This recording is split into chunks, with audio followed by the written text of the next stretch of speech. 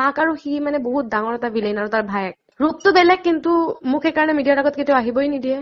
কাৰণ মানে এনেকুৱা মই কিবা কৈ দিম কিবা কৰিম তাৰপিছত এতিয়া মানে মই ইমান দিন ভাবিলো মই যেহেতু আকৌ ভুল কৰিলো আকৌ আহিলো ভুগি যাম কিন্তু এতিয়া মানে মোৰ মানে বাচ্ছা সুৰক্ষিত নহয় মোৰ এতিয়া বাচ্ছাকো ডিঙিত টিপি ধৰিছে সি সেইদিনা সেইকাৰণে এতিয়া মই মানে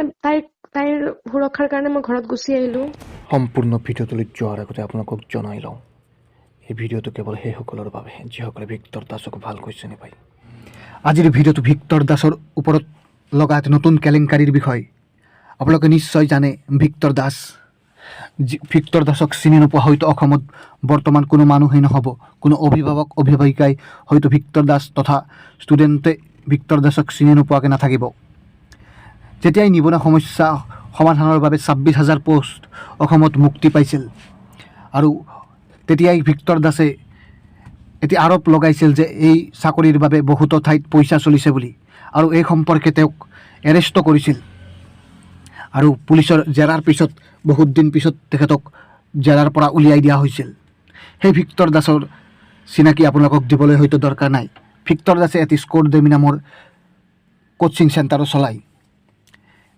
পেছাগতভাৱে শিক্ষক হোৱা ভিক্টৰ দাসৰ আকৌ এটা নতুন কেলেংকাৰীয়ে মূৰত দেখা দিছে